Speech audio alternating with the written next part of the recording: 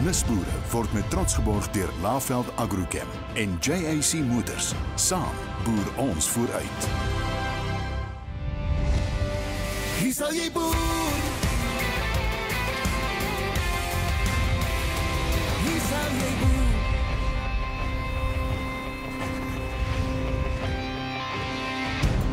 Jabuticaba bessies en suiwelprodukte. Dis in ons program vandag. En verkleermannetjies. Ja, julle het reg gehoor. Verkleermannetjies. Hallo, ek is Philip Venter. En ek is Kona Liebenberg. Welkom by Nisboere. In hierdie episode van Nisboere.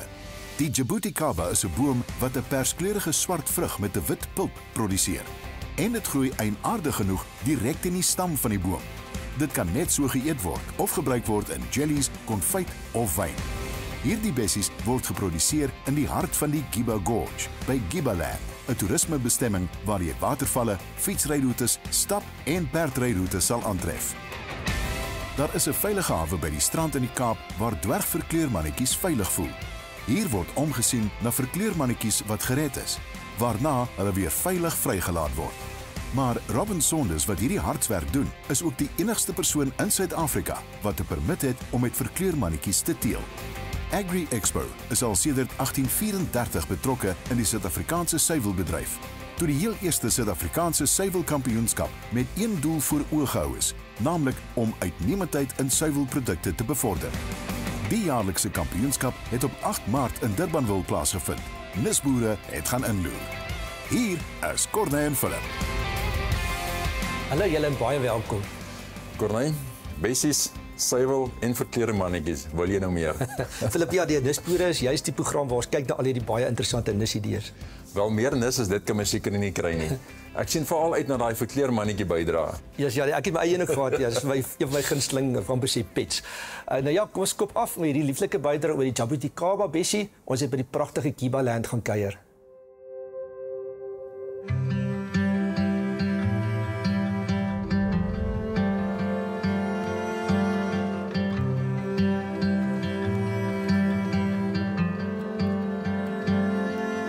Gibaland is a piece of land that's in a valley very close to Durban, about 20 kilometers. Natural habitat. We've got sort of lots of indigenous trees, some flora and fauna. We got lots of interesting things going on here. We've got restaurants, we have some bike trails and hiking trails. And we've been going now for about 10 years. My main work, or what puts food on the table, is a company that I've got, Ubergrass, the grass warehouse. I do artificial grass. I would say about 3 years ago we started putting in a restaurant, teepee tents. We got people that come and stay over the weekend. We've got events that go on here. We've got a small wedding venue, outdoor wedding venue. So we've been blessed in that we've been supported by the local communities and Pinetown, Durban in general. So Jabuticaba berries is, or the Jabuticaba trees has now been going on for about 12, 15 years. It's a passion of mine. I am a landscaper. I came across the tree in Durban roughly about 15 years ago. I was moving some trees for a client. I noticed this very unusual, beautiful, amazing tree, aesthetically, in terms of the leaves, the branches, etc. And the gentleman explained to me that the previous owner had been all over the world, that he had brought all these weird and wonderful plants and trees, and this was one of them. And the amazing thing is obviously that the fruit didn't grow traditionally on the end of the branches, but it actually grew on the stem, on the branches, and it looked weird and wonderful. And he offered for me to taste it, and that's when I was completely sort of blown away, excuse the expression, but you know, the fruit is so sweet. It's an amazing fruit. It reminded me of when I was in Portugal between the ages of 8 and 12, living with my grandparents, and it tasted like our table grape. So aesthetically, the way the leaves were, the color of the leaves, the branches, the way the plant actually peels like a leopard tree. You know, the rough and sort of, it's not straight stems, it's like crooked stems. It was an amazing looking tree. So yes, that's how it all started. The fruit, the taste of the fruit and the amazing tree. And from there, I've been growing the tree now I've been growing from seeds. So I've got approximately about 20,000 trees, which I've grown from seed. And everyone that I've given the fruit to taste is simply sort of amazed at how nice the fruit is and that they haven't seen it in the shops before. So I aim to change that. So the fruit itself in Brazil is very popular. It's one of their top fruits. So I'm in the process of introducing it to South Africa, or reintroducing, let's put it that way, because there are trees out there and people that have tasted absolutely love the fruit and are keen on buying trees. And I'm sort of going about this in a two-pronged way. One, I have the trees growing in plastic bags, so I can ship them all over the country if deemed necessary. So I can sell a tree or 2 trees or whatever the client requires, that they can have this fruit in their garden, growing in their garden. And I've also been planting that I will be in future producing fruit to supply the various fruit and veg shops and any sort of niche markets. The Jabuticaba, in terms of the fruit itself, is unique in that it gives you, the tree itself gives you more than 1 crop per year. I've had personally about 3 crops in 1 year. Of course, it's very sweet. It's got all the health benefits that one would look in a fruit. And of course, the skin is quite tough, so you don't actually have insect problems that can damage the fruit. So the tree is also exceptional in that it can grow in the shade. They grow very well in the sun. It's got a very small root system, which makes the tree moderate growing. But also you can grow it in a pot. You can have it in a pot in the garden. You can literally have it in your lounge and pick fruit from the tree in the lounge. So I keep the trees to about 3-meter height. By pruning them, it doesn't affect the fruit-bearing capabilities, because the fruit actually grows on the stem and the branches. And then what I do basically is that I put a bird netting when the fruit is about to go purple. I collect my fair share, make beautiful jam, amazing jam. I then leave the net on for about 2 weeks to make sure that the fruit gets to its full sort of sweetness. I then collect the fruit that I require. I leave some on the tree for the birds and the monkeys, and we all live happily. Besides the love for agriculture, I just think that inherently we all like to sort of tinker. We all want to tinker with soil. We all want to grow something. We get pleasure of growing something. Sometimes we don't have the ability or the facility, call it that, and not so much ability, but we don't have the knowledge, know-how, and we sort of fail maybe when then you start to say you don't have green fingers, which is actually not the case. It's just you may not have the knowledge or you may not have the time. But inherently, I think we all like to grow stuff. We all get pleasure of seeing something grow and bear fruit or flower or nuts or vegetable, whatever it may be.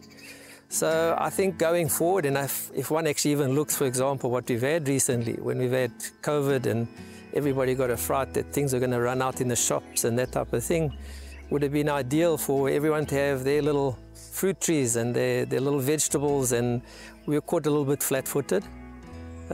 Yeah, I just think that as time goes on, I think more and more people should, instead of just planting trees that only provide shade, that you should plant trees and vegetables that you can, just look after it and eat from it and use it in the garden. Ideally, that's what I think landscaping should go more towards. Net hierna, die Kaapse dwergverkleurmannetjie. Hier jou trapsuitjie. Nisboere word met trots geborg deur Laveld Agrochem en JAC Motors. Nisboere word met trots geborg deur Laveld Agrochem en JAC Motors. Welkom terug. En nou vir ons beloofde bydra oor die Kaapse dwergverkleurmannetjie. Verkleurmannetjie of trapsuitjie, Philip? Wel, ek sê albei. Hy's klein, hy trap suitjies en dan kan hy nog van kleur verander. Presies, Philip. Geniet die bydra. My passion for chameleons started, I think when I was a kid.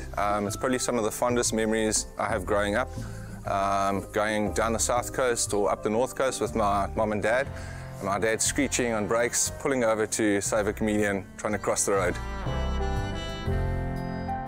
My father was passionate about chameleons, and it was only later when we purchased our home. Walked outside one afternoon, and on the telephone line, there was this lonesome chameleon walking the tightrope. So I went and I got this long stick, put a branch on the end, and was actually amazed, couldn't believe my eyes that to actually find one in our first home that we've purchased. From there, my wife actually found a second one in one of the fruit trees in the garden, and from there, that's how the sanctuary actually started. We're the only people in South Africa with a permit issued by South African Nature Conservation to keep the Cape Dwarf chameleon in captivity and breed them for the sole purpose of releasing back into nature. So currently we have 37 adults, 35 teenagers, and we've had, over the last 3 weeks, we've had 59 little babies that have been born. What fascinates me about chameleons is obviously one, I mean, if you look at there's the way they sort of change color and they adapt to their different environments. Their skin is actually made up of 8 different layers of crystals, and that's how they sort of change their color and adapt to all the different environments. The characteristics of each individual chameleon are super interesting because each one has their own personality and sort of behavior. Colouring of chameleons, I mean, they can vary from like dark brown to super like sort of bright neon.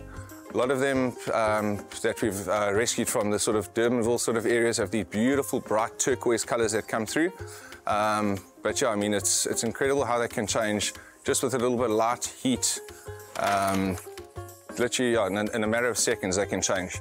Super interesting fact as well about a female chameleon. Once she's been impregnated, she doesn't have to be re-impregnated and can give birth for up to 4 years.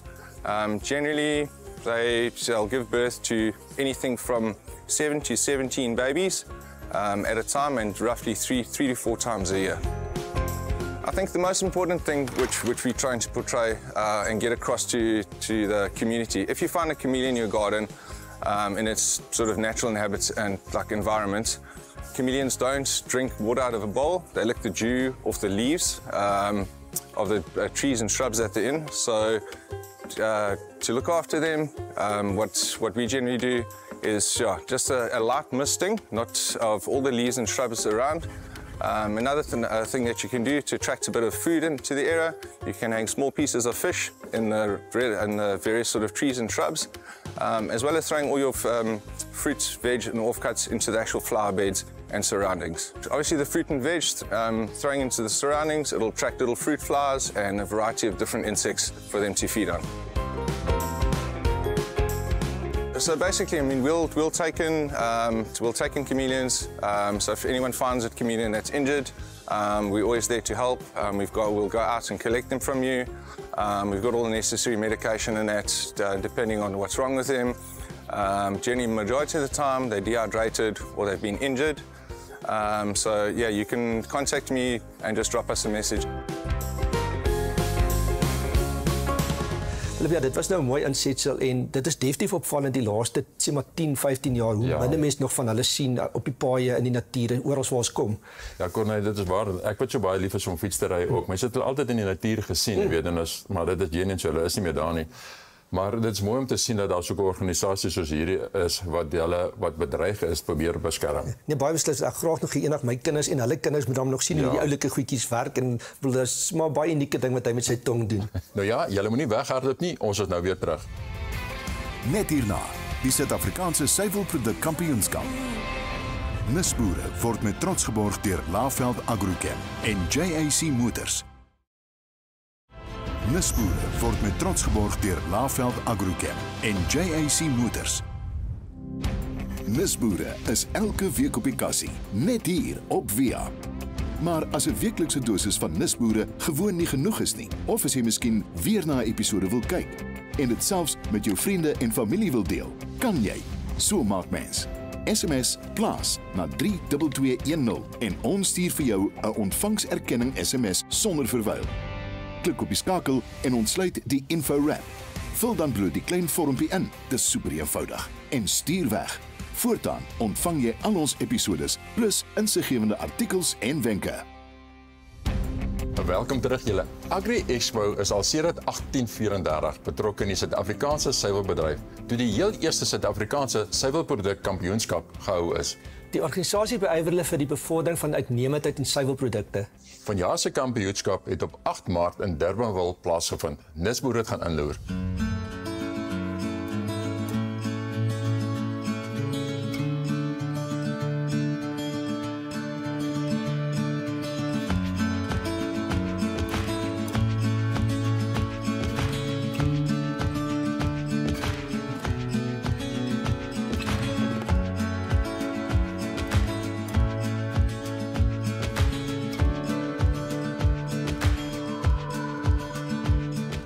Yeah, so this year it's an absolute honor and privilege for Agri Expo to be hosting the 191st South African Dairy Championships.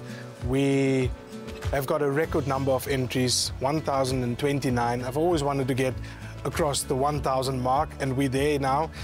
We also have 78 producers that's entered. I must say, from that 78 producers, 12 is new producers, and that is amazing. It shows that the industry is growing, shows that the confidence in this competition is growing at this stage.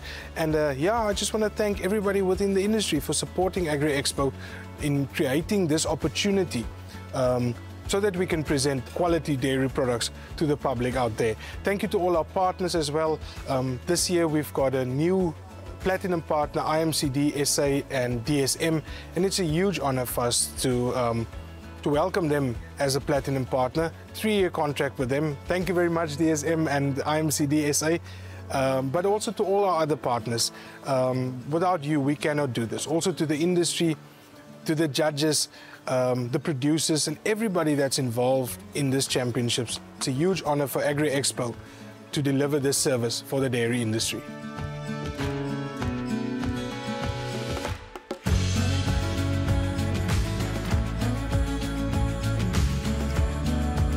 The cheeses are really, it's an entire process that all the cheesemakers have gone through. There's a lot of passion in cheese making. Okay, so a lot of the cheesemakers that you meet and you interact with, you will find that they are really, really passionate about their product. And when you have passion, you take your cheese to the next level. You become creative. You become innovative. You aspire to higher quality and higher standards, and you aspire to consistency.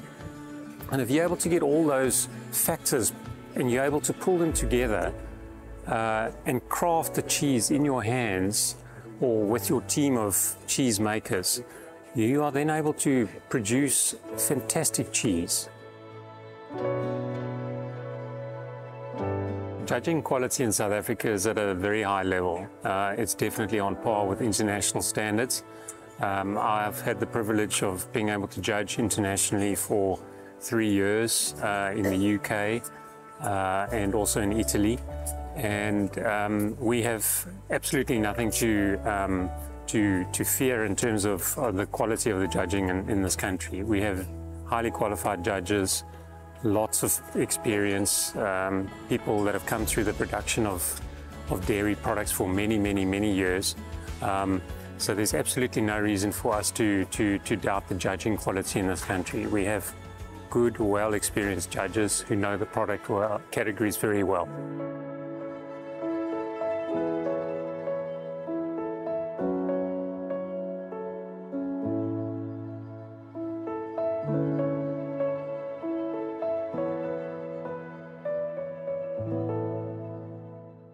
This is about my 4th or 5th time judging here, so it's nice to be back, dodging the English winter. So I've been judging this morning Gouda, which is the sort of the standard day-to-day cheese that we get down here, and some other specialities as well. It's nice to see lots of variation in the different cheese on display. I think this year there's more cheeses on display for testing, so it's good to see that the industry is growing and there's a bit more variation. My wheelhouse is cheddar. Unfortunately, I've not had the chance to taste any yet, but I might go and just stick an eye in a few just to see what it's like. I think one of the good things about South African dairy industry is the milk quality. The milk that you get down here is really good for making cheese. High quality, good protein and fat. So from a cheese making point of view, it's perfect.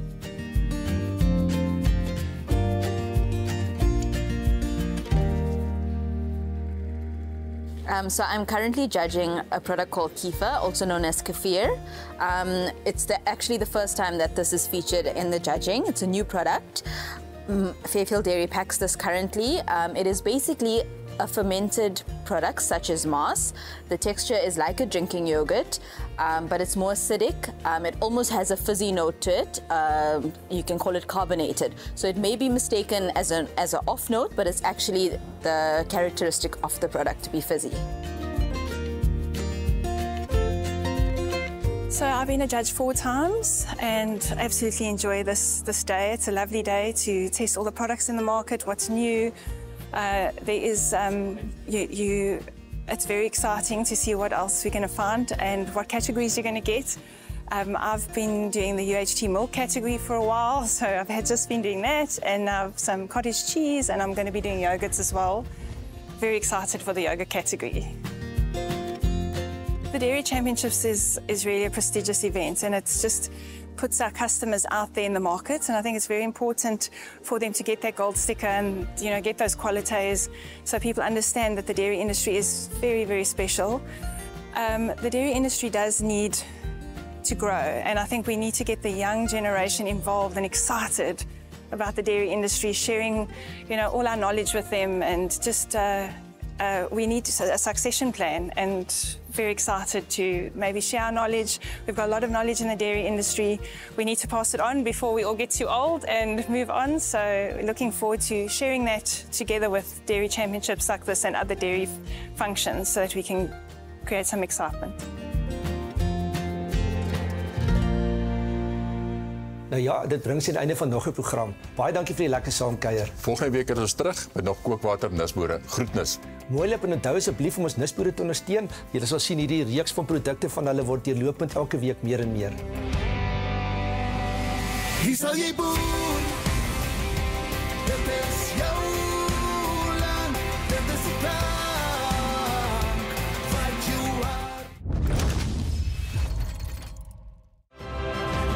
Nisboere word met trots geborg deur Laveld Agrochem en JAC Motors. Saam boer ons vooruit.